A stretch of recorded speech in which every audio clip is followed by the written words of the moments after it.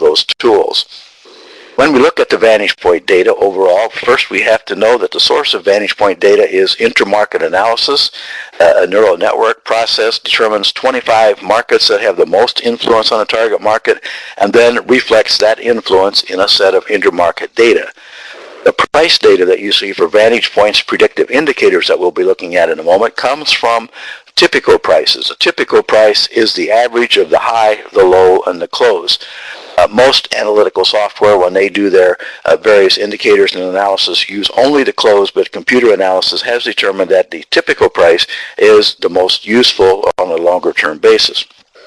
By analyzing the influence of the other markets, the neural networks can forecast price direction for several days ahead, depending on the length of the averages being used. For example, if you're looking at the moving averages.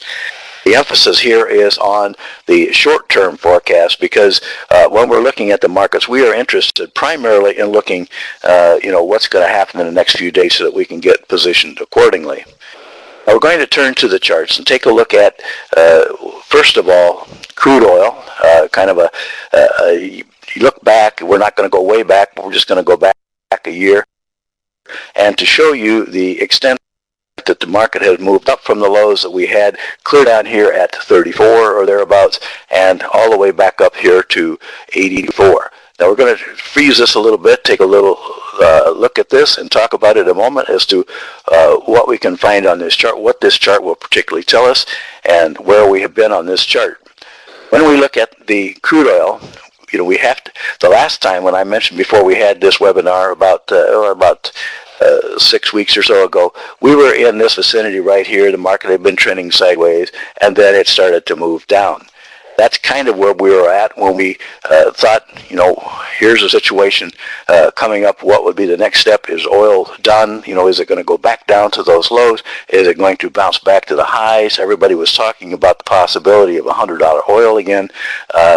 It's been an up and down type of situation. Most recently, we had the little rally that took us to the upside. And then we had a little rally that took us to, when we looked at it, it took us to the upside, and then a little rally or decline, rather, that took us to the downside. So we have had some real swings in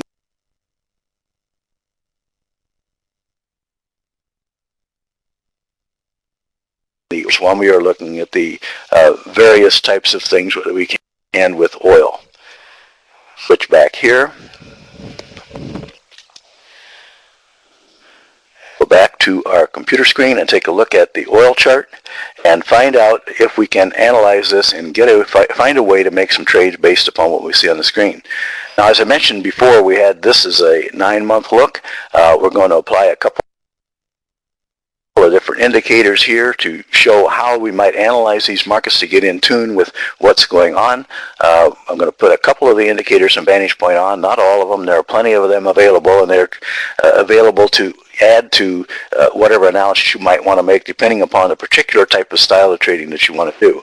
What I am adding here is just simply the medium-term moving average crossover, which is the blue line that you see in the upper part of your chart, and the black line represents the actual moving averages. You can see we have lots of movement back and forth, blue line above the black line, and we talked about this period right in here where the market kind of went sideways and then broke down lower, where the blue line kind of waffled back and forth. Not a real good trading situation for anybody who's looking at the better, the trend following types of indicators, because the market was moving sideways and not giving us a whole lot of opportunity. Now, to get a closer look at what we have here, you can see where we have the moving average crossovers. We have that here. We have another one to the downside. Pretty good signals. But one of the things that you have when you look at the moving average crossovers, you don't have, a precise point at which to trade. So I'm going to switch from this moving average crossover to the predicted highs and lows, which I like to use because of the precise type of number that you can get at the point at which to trade. In this case, I got too much time on here, so we're going to take this 1-year look down to 3 months. Gives you a little better idea of what to expect when prices move above or below a certain point. I'm going to, again, come back to take a little picture of this chart and describe some of the things, the features that when you look at the particular chart that you can use to trade.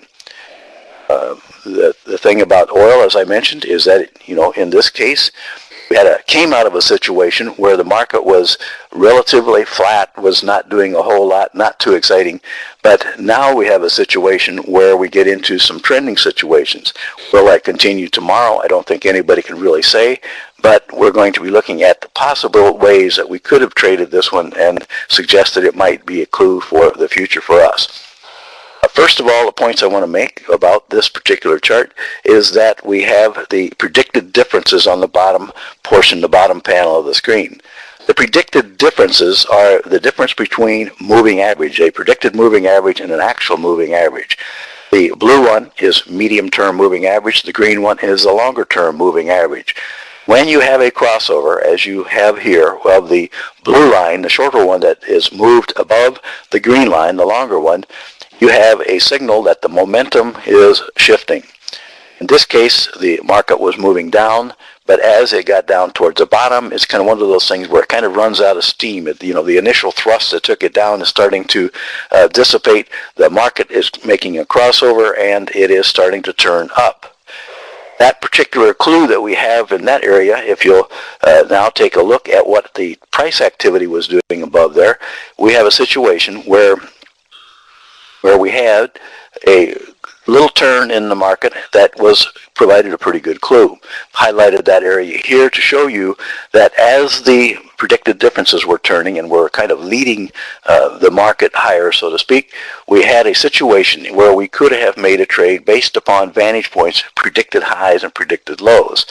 The way I would look at these and the way I consider them is that I like to look at the predicted high, a breakout of the predicted high when I see clues of a bottom or a sideways range or whatever it's coming out of, to look at that predicted high, and then in the case of oil, because it tends to be a little volatile market, I don't want to trade immediately above the predicted high, but I'm going to give it about $1, let's say, to do a little movement so I don't get faked out so easily or have a jab against me. So in this case, on this particular arrow that we have right here, where we have a situation above that indicates that here was a possible trade.